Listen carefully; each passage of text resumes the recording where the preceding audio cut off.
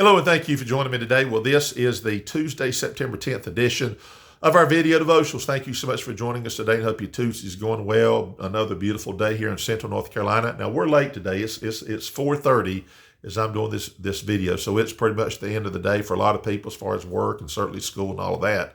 Many of you don't see this until later in the day anyway, but it is later, so hopefully your day is going well. I guess that's the point I'm making. We're going to be in Matthew chapter 19 today. We'll begin at verse number 22. Find out if it is your custom.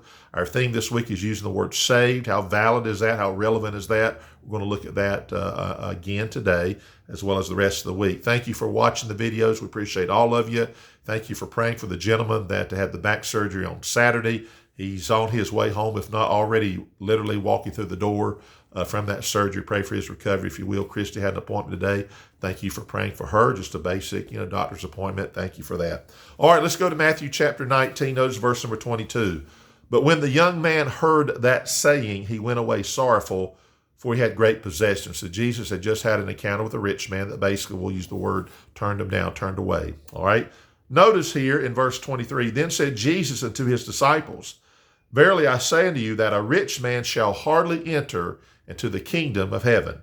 And again I say unto you, it is easier for a camel to go through the eye of a needle, imagine that, than for a rich man to enter into the kingdom of God. Now let's just stop here. So he's making the statement, man, it's saying when rich people, man, the difficulty of them, as the term is used, the kingdom of heaven and the kingdom of God, to enter into that.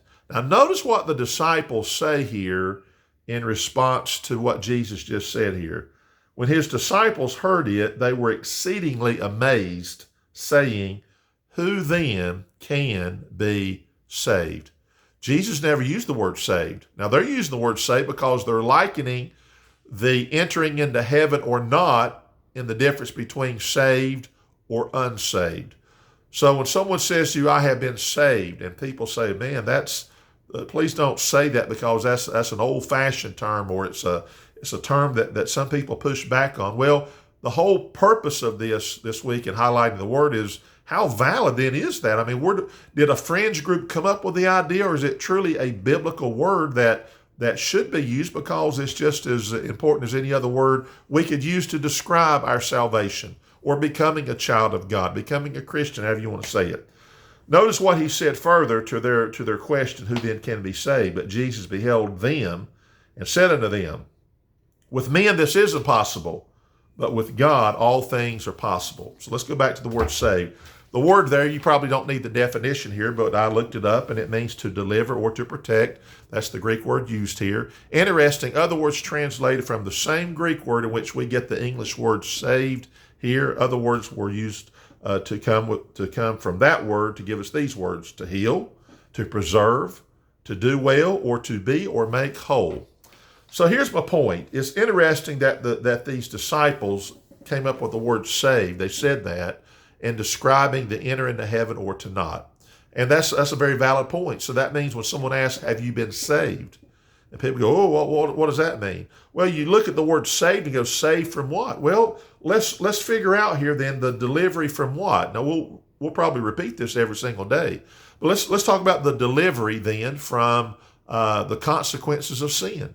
All right. How about the delivery from the bondage of sin? How about the deliverance from the condemnation of God upon the person who has not received Christ? How about deliverance from hell? All right. That's the way a lot of people think about it. You've been saved. So the word saved here is a deliverance from many things that would cause a person to be in jeopardy living their life or when their life ends. So that's why the word saved is not a word that we use that a fringe group uses to make it sound like we're trying to scare people if you're saved or not saved.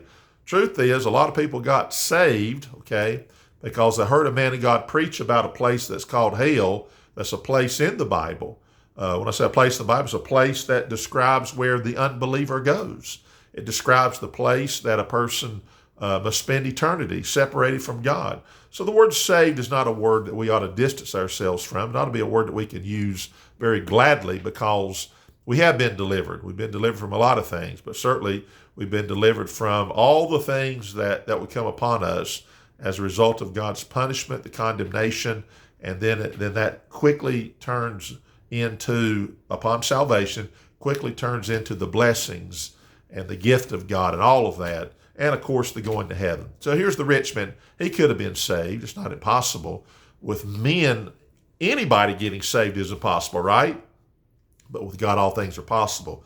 And I'm glad we can use the word saved to describe a condition in which I have received Christ, and I am saved from all the things where Christ was not in my life, including, of course, that home in heaven that many of us speak about. Well, we're going to stop right there, and Lord willing, we'll see you tomorrow on Wednesday, middle part of the work week and school week once again. And thank you for watching, and we appreciate you.